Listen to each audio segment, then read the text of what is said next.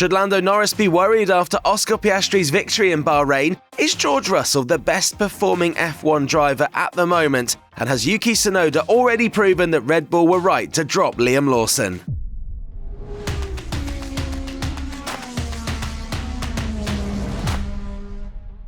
This is the on-track recap where we're going to look back at the F1 Bahrain Grand Prix, the middle race in a triple header, which didn't really ignite any passion with Japan, but the Bahrain Grand Prix was a lot more entertaining ahead of Saudi Arabia coming up this week. And as ever, Piers, former British F3 driver and F2 commentator and F3 commentator this past weekend, joins me to take a look back at the race in the Middle East under the lights. Piers, first of all, how was your debut commentating for the official Formula 2 and Formula 3 channels? It was very good. I very much enjoyed it. It was cool to be on F1 TV and hear my voice on Sky Sports. Had a lot of nice messages, but also cool to watch the Formula 1 race from Formula 1 TV HQ with the commentators literally in one room over. Just talk to us about what that's like then, because when you go there, I'm sure you're seeing all the different angles that we get to see on the TV, but you're seeing them probably in real time, simultaneously, and you just probably don't know where to look, I'd imagine. It's quite cool. The place you watch in Formula 1 HQ, you've got a massive telly and then there's a big glass wall to the left and you can see, NASA mission control with all the people pressing the buttons, the faders, the switches and all the available camera angles. Very cool experience and unique. I feel very privileged to have been able to see it. Well, look, you've been there in F1 HQ. I've been over here in Miami, Florida with the Formula E fifth round of the season, and I'm now positioned in the corner of a very, very average, I wouldn't say budget, very average hotel, but there's a massive TV here. And actually, I woke up really, really early to watch the race. And it was, I don't know, because it's under the lights in Bahrain, it just seems more exciting when there's a race under the lights. And let's just talk about the start of the main story, and that is that Oscar Piastri is now within, a couple of points of Lando Norris in the championship after a storming victory. And it was a pretty faultless victory, and a victory that showed that he is certainly not going to bow down to any kind of pressure from his young British teammate. Brilliant race from Oscar Piastri. Pretty a whole weekend, to be honest. He didn't really put a foot wrong. Was quick in practice, quick in qualifying, of course, managing to get pole position, more consistent than Norris. Norris, could potentially have had the pace to take pole position, but just couldn't get it done. And then in the race, didn't really put a foot wrong. Great driving. And it's looking like a potentially championship favourite. I mean, I know it's early to say, but Norris looking a little bit rattled.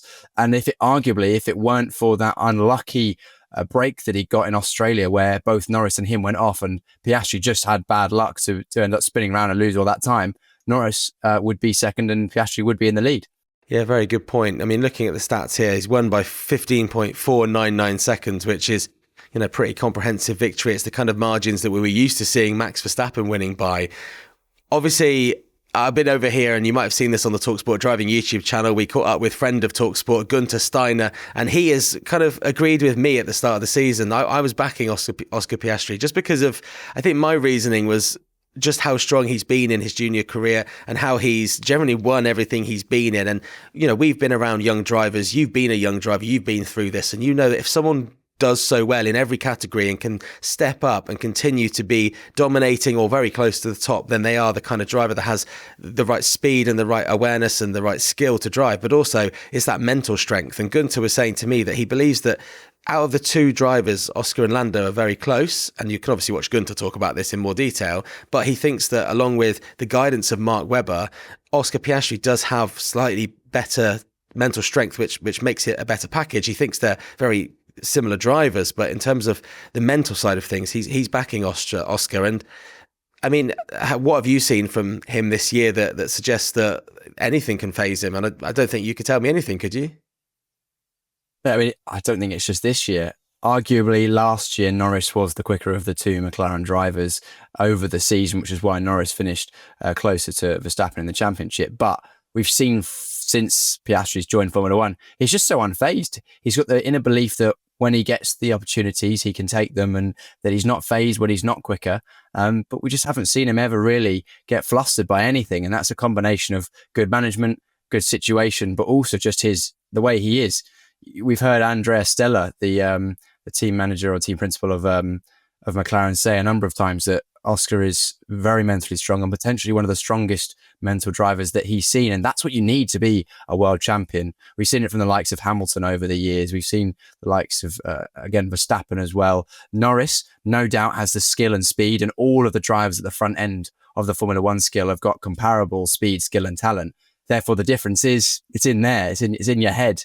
And clearly, Piastri has got it on lock at the moment. He wasn't phased when he got beaten at the start of the season. He wasn't phased when he had that issue in Australia, bounced back. He's taken a victory already this season and then continued that on this weekend with that completely faultless victory. And I think Norris is going to be a little bit worried. He's not going to have things all his own way this year. Yeah, 16.273 seconds behind Oscar Piastri, Lando Norris. But obviously, Lando did have a penalty, and I've seen the pictures just a second ago. Looking at them, he was quite far out of his pit box. Whose fault is that when that kind of thing happens?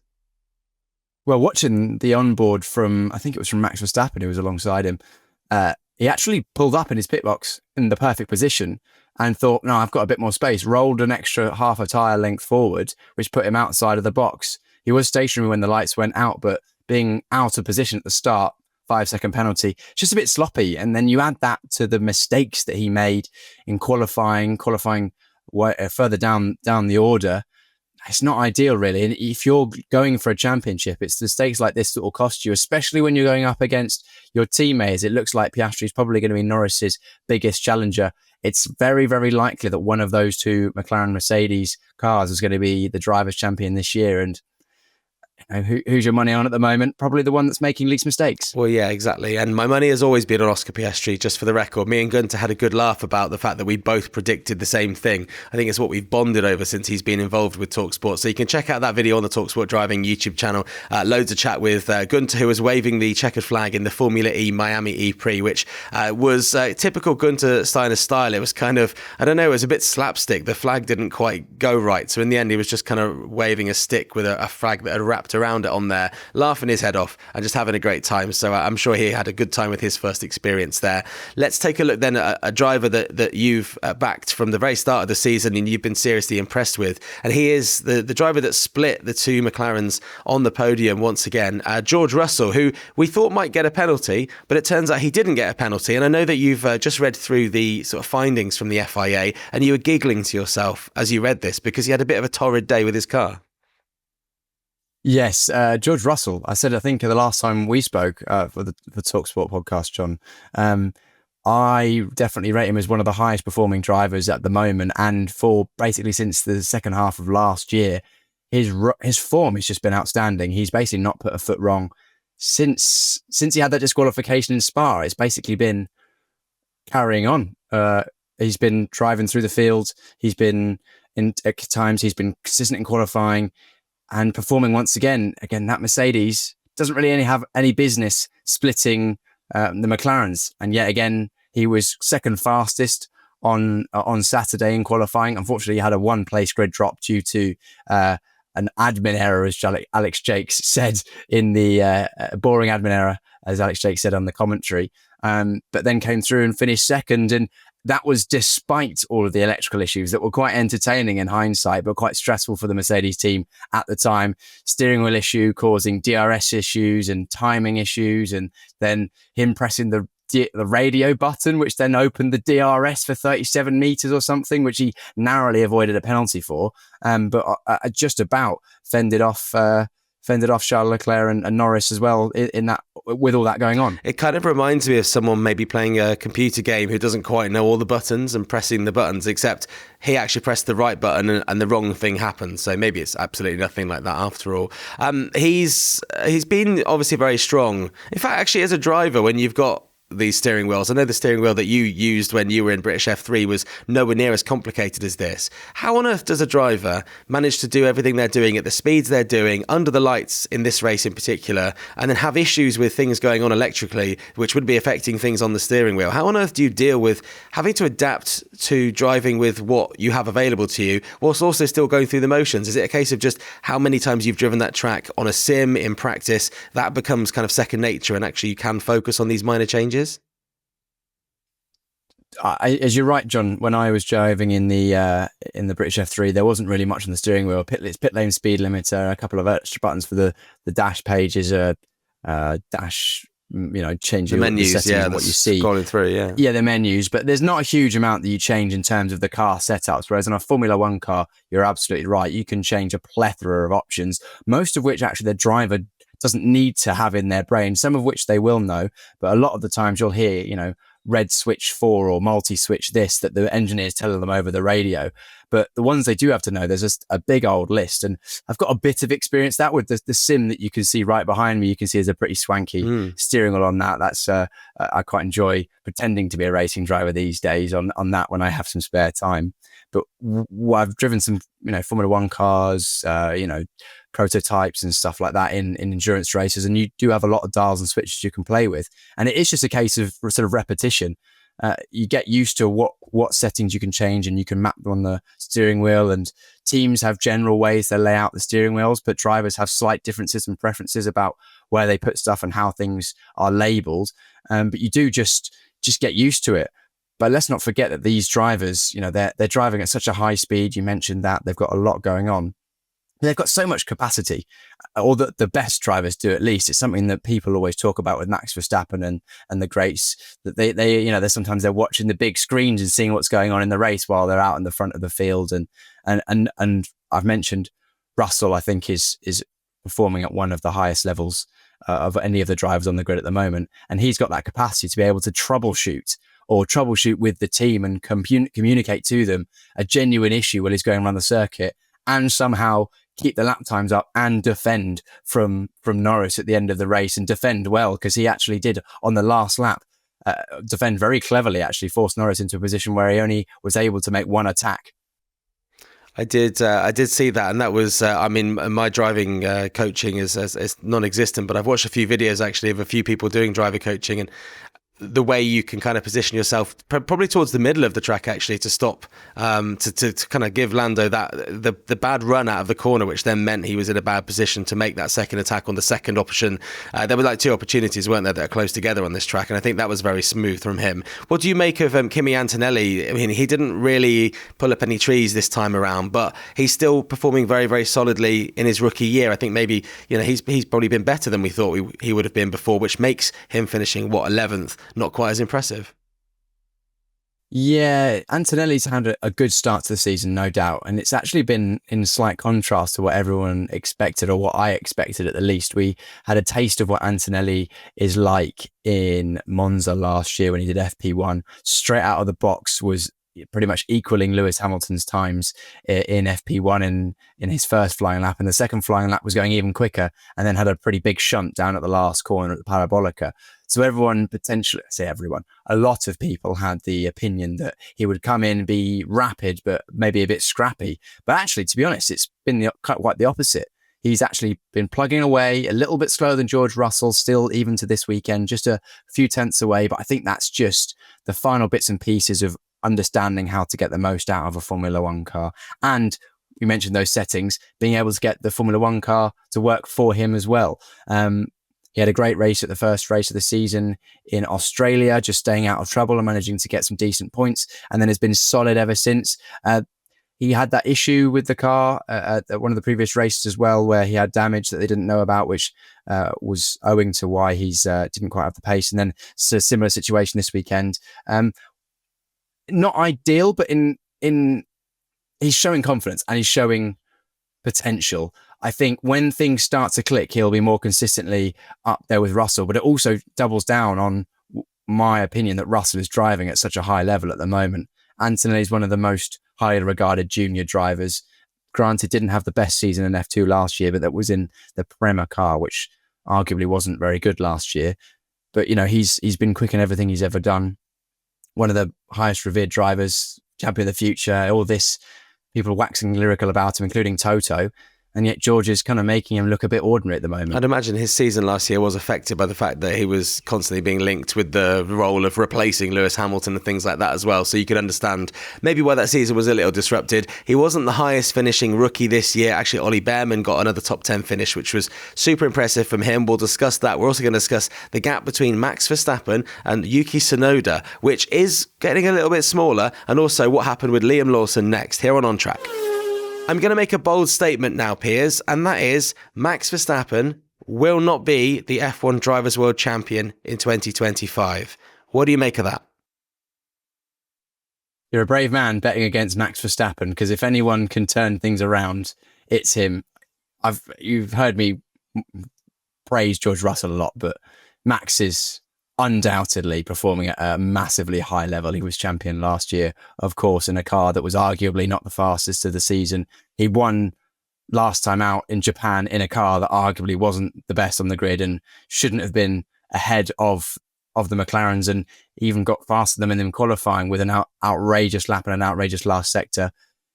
This weekend, not good for either Red Bull, and especially not good for Verstappen, looking pretty ordinary down in sixth place despite his best efforts. And that car just, whenever you jumped on board with it, it just did not look good. So if the car doesn't improve on the form it had this weekend, you could be onto something. I'm not signing him completely out yet. It's not looking like he's the favourite, but I'm not thinking either that he's definitely not going to win, because who knows what can happen. We're only a few races in so far. I think still is it like 20 to go or 19 to go.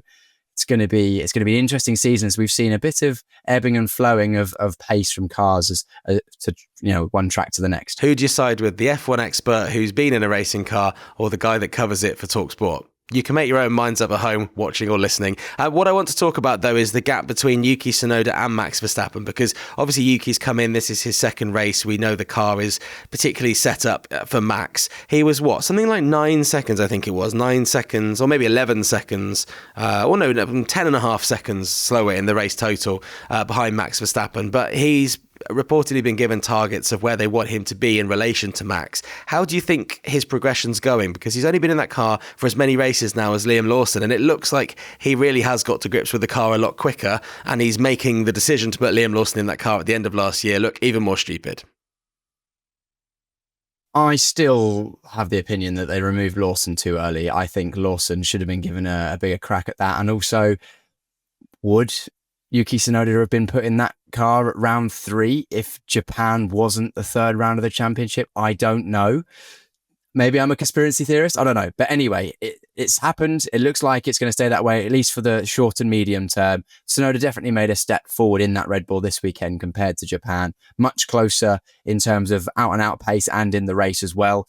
Still, showing cracks. That car clearly is not easy to drive. Max has been saying it for a long time, and it was proved even more evident this weekend by Max being uncompetitive and complaining a lot on the radio. Didn't hear a huge amount of positives from Max this weekend. Yuki just kind of got on with things and thankfully finally made it out of Q1, which has been the struggle for any second Red Bull driver, and then scoring points, which I think the team will be grateful that they've actually had a second car that can contribute to their points tally, and not too far behind Max Verstappen, especially considering that Tsunoda was much more in the fight in the race, whereas Max had a bit more space on his own. Yeah, a kind of lonely race for Max Verstappen. For Ferrari, 4th and 5th, not bad on paper. How did you rate their performance this weekend? I go with not bad. I think it's a good summary. Not as quick as they would like to be. 20 seconds away was Leclerc. Didn't quite have the overall pace, which is all he was missing. That was how Norris got through. Basically, just was faster. And Hamilton just still lacking a little bit to Leclerc. I think he'll get closer and closer. Whether he actually matches the pace of Leclerc, I think at this stage it's looking tricky. But yeah, decent. They'll absolutely take 4th and 5th. Good points. They're only second. They were the second best scoring team behind McLaren this weekend, with, of course, Antonelli not scoring. So they're chipping away. They're probably not going to win the Drivers' Champs this year. Both drivers probably are aware of that, unless something miraculous happens in terms of updates or McLaren dropping down the order and dropping some pace. But they might be in with a chance of still having a good shot at the constructors, maybe not winning it, but maybe second place. Hey, that would be good. And I mean, Lewis is, I think, getting to grips more and more, as you would imagine, with that car. Someone who got to grips with the Ferrari last year, obviously we have Saudi Arabia coming up this coming weekend, is Ollie Bearman. That was the first race where, of course, he stepped in for Carlos Sainz when he had his appendicitis. Another top 10 finish for Ollie Bearman, and he looks strong. And, you know, you're looking down the results here and you're looking at all the rookies, and, you know, he's the best performing rookie this weekend. And actually a strong result for both Haas's, with Esteban in the top 10 in 8th as well. Great result for Haas, considering their qualifier. I'm just going to double check. I'm pretty sure they were 16th and 20th before I just correct myself. Yeah, Bearman started last to get points. Great race from him. And then 14th, actually, it was for Ocon on the starting grid. But to finish both inside the points, that Haas this weekend, for some reason, just had race pace. Couldn't get it switched on in qualifying, but they made it work. I think good drive from Ocon. But yeah, Bearman, the team did well with the strategy. Bearman drove a good race, and it was quite interesting to hear their after-race team radio. I don't know if that was broadcast, actually, over the world. Is that because you were at the F1 headquarters, Piers? It was. I was in the commentary box after the race, and I overheard. It was quite funny. He was talking about, with his race engineer, that he's looking forward to that winning bonus coming in. So as an 18-year-old, I'm sure that's probably quite welcome. Yeah, absolutely. He probably wants to get his first house. Not winning, so points bonus, points. I know what you mean. I know what you mean. Yeah. Well, when you get points, you probably would get money somehow. I mean, that's how drivers make their living. Let's take a look then at the weekend that Liam Lawson had. Still not going very well for him. I still feel like he must be, you know, struggling with everything that's happened, still coming to terms with it. Coming into a triple header may not be ideal when you are still, you know, having to put in the hours and get the results, but also in the back of your mind, just think of everything that he's gone through, having achieved his dream of getting to Red Bull. I think I might have mentioned this last week, but I did speak to someone in his team who said that he's doing all right. He's maybe feeling a little bit bitter because of what's happened, but I mean, that's natural. And of course, you can watch what Gunter Steiner had to say. I actually asked Gunter what his advice would be for Liam Lawson. Should he have been, you know, the team principal when this decision was made? And he just suggested to Liam that he focuses on the results where he's done well in Formula One, and he doesn't worry about the 2 races he did for Red Bull and focus too much on that, dwell on that. Just go out there and just focus on the job at hand, and that will get you through. So, I mean, obviously Liam is attempting to do this, but for him, finishing 16th, having what I imagine you would describe as a scrappy weekend, and, you know, finishing behind the likes of Jack Doohan, who's obviously another rookie he'll be compared to, his teammate Isaac Hadjar, once again beating Liam Lawson, maybe not as impressive as Isaac's been for the first few races. Kimi Antonelli, Oliver Bearman, and the only rookie that, you know, finished below him was Gabriel Bortoleto in the Kick Sauber, which is to be expected because that car's not very strong this year. I mean, I don't know what's going to happen with Liam. Do you think something will just click and a bit of time and a bit of distance will be put between what happened a few weeks ago, and he'll suddenly get back into the swing of things? How do you think it's going to pan out for him? I don't know. I try and defend Liam Lawson because I've said a number of times, I think he's an excellent driver. He's won races and been at the front in pretty much every championship that he's raced in. Single seaters, he had a year in DTM alongside Alex Albon and other strong drivers in GT racing.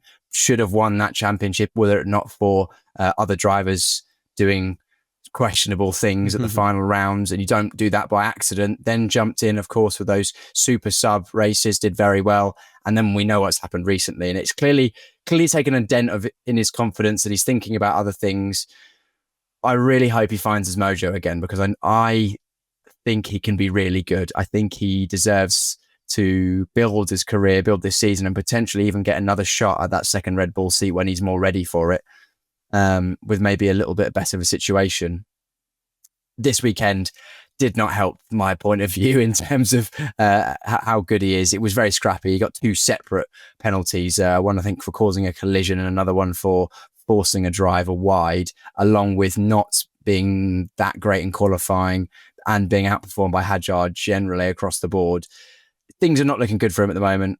I don't know what's going to cause a change, but it only takes one good result, one good qualifying session for your tables to completely turn. You know, I've been there as a driver. Sometimes you're on cloud 9, something goes wrong and then you can quickly slide down. And then a bit like, Verstappen won last weekend, nowhere this weekend, relatively speaking. And the same can happen in the other direction.